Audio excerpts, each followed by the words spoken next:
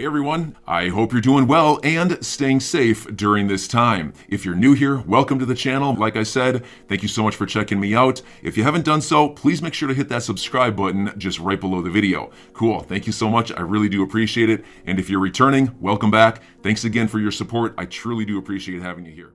Ripple moves to strike rebuttal report on XRP price manipulation. Ripple has moved to strike an impermissible rebuttal report written by securities and finance expert Dr. Albert Metz. Metz, who has worked for the U.S. Department of Justice, submitted his original report on October 4.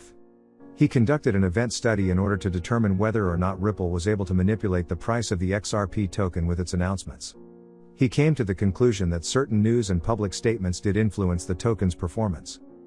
Alan Farrell, professor of securities law at Harvard Law School, argued that XRP was moving in tandem with the broader market. Metz submitted the first rebuttal report in November in response to the defendant's expert.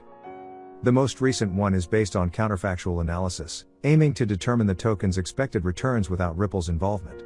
Its purpose is to quantify the economic significance of the company's public announcements. The defendants argue that the new version of the initial rebuttal report doesn't contain any error corrections.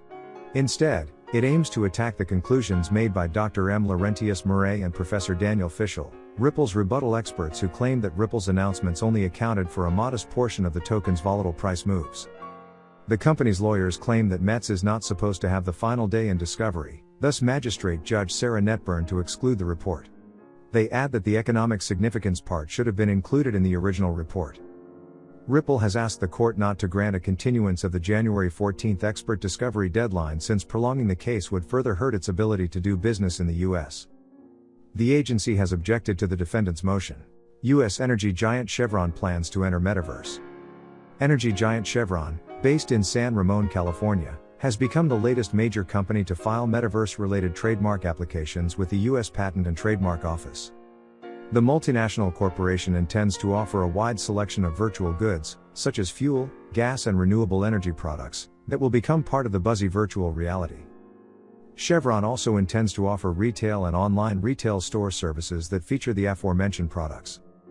Another patent filing also indicates that it plans to provide entertainment services linked to the metaverse. Chevron is one of the successors of Standard Oil, John D. Rockefeller's monopoly that was broken up by the Supreme Court in 1911 after being sued by the U.S. government. In January, Chevron backed VICT, a blockchain-powered trading platform for oil trading, together with Reliance and Total. Entering the metaverse. Other major companies, such as fast food chain McDonald's, retail corporation Walmart and lingerie giant Victoria's Secret, are also getting metaverse ready by recently filing similar trademark applications. Even though the metaverse concept has been around for many years, it only managed to enter mainstream consciousness when Facebook recently changed its name to Meta to highlight its focus on the virtual world. According to recent research data, the size of the metaverse market could reach $679 billion by 2030. However, the figure may be overly optimistic considering that Google Trends data shows faltering interest in the new tech trend. Notably, other popular cryptocurrency-related search terms remain relatively stable. Hence, those pundits who claim that the metaverse could be the next iteration of the internet could end up with egg on their face. XRP soars 10% after critical update in legal battle. This is what you should know.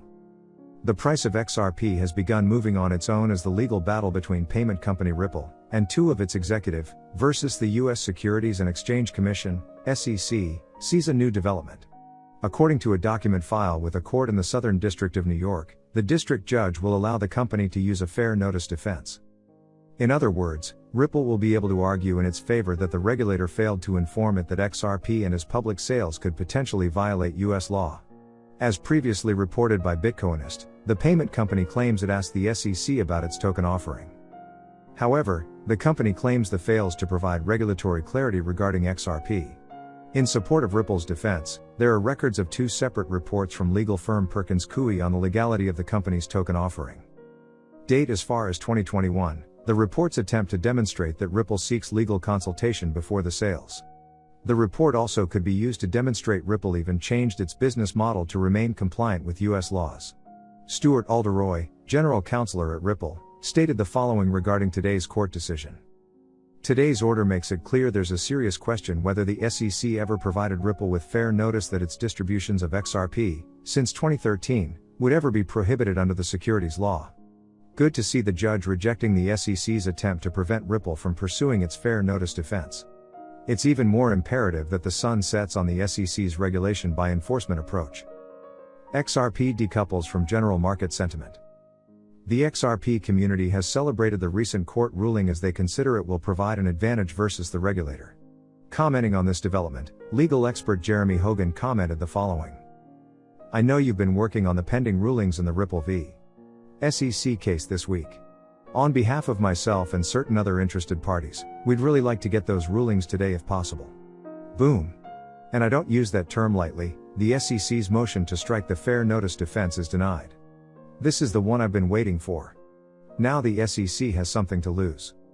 As a result of these recent developments, XRP trades on an uptrend in lower timeframes. The cryptocurrency has quickly re-entered the top 5 by market cap after a long period of absence. Although a significant win, according to the above-mentioned expert, the legal battle continues. As of press time, XRP trades at 80 cents with a 9.1% profit in the last 24 hours. The cryptocurrency used to occupy the third spot in terms of market cap, only surpassed by BTC and ETH. Remains to be seen if it will reclaim its spot. SEC will lose lawsuit against Ripple, former SEC official predicts. In December 2020, the U.S. Securities and Exchange Commission filed a lawsuit against Ripple and its chief executives, Brad Garlinghouse and Chris Larson. According to the SEC, Ripple traded $1.3 billion in their cryptocurrency XRP as a security without notifying the commission. Ripple and other parties have now rebutted the watchdog's judgment with claims of bias. Several significant court actions have occurred over the last year, with a series of back-to-back petitions filed by both sides either being granted or rejected. Twists and turns. In the years since the SEC sued Ripple, the financial community has been divided over the legitimacy of the regulator's claims. While a number of twists and turns have occurred in the case since 2020, no substantial rulings have yet been rendered. In any case, the most recent developments suggest that Ripple is on the winning side, for now, as it won a number of significant motions that could be crucial to its fair motion defense. Specifically, the court last week ruled in favor of Ripple, unsealing 2 important documents that the company argues will offer some kind of assurance on how the agency categorized XRP when it initially entered circulation in 2012. Lawsuit against Ripple, a major upset? Now, during a recent podcast with Thinking Crypto's Tony Edward, Joseph Hall, the former SEC managing executive for policy, discussed the status of the case, how it has progressed so far, and what to expect moving forward. I'm not sure what the SEC intends to prove in the XRP action either, Hall said, adding that he remains baffled as to why the SEC brought the case in the first place. He said the Ripple network has been operational for years prior to the filing of a lawsuit against them at the last minute. The ramifications for the SEC and the crypto business in general are enormous. Shut down. According to Hall, the SEC has a lot riding on this lawsuit, and their entire regulatory effort may be effectively shut down if they fumble on the merits. Ripple has a strong defense on the grounds that the SEC failed to give fair notice of its investigation, according to Hall. Individuals and corporations are required to be notified if they are being scrutinized by the regulator. The XRP community has expressed its dismay and concern since the beginning of the lawsuit. In Hall's view, the same is pretty compelling and might matter to a judge, but might not necessarily act as a trump card. The game-changing question. According to Hall, the lawsuit against Ripple may not end up in the manner anticipated by the SEC. A judge in a lawsuit may only ask one question. If you are aware that XRP is a concern and have knowledge of it since 2012, why now? I'm your guy. I will keep you posted. I'm your advocate. I'll be back on a daily basis, usually multiple times per day, with these videos to keep you updated with everything going on. So, I hope you enjoyed the video. If you haven't done so, make sure to hit that subscribe button. Feel free to share any of my videos with your friends, family, social media, or anybody who may care to listen. Thanks so much for your continued support. I'm always here for you. I want to help you through this time. So thank you so much for continuing to choose me. Enjoy your day, stay safe, and I'll catch you again probably in a couple hours. Thanks, everybody. See you later.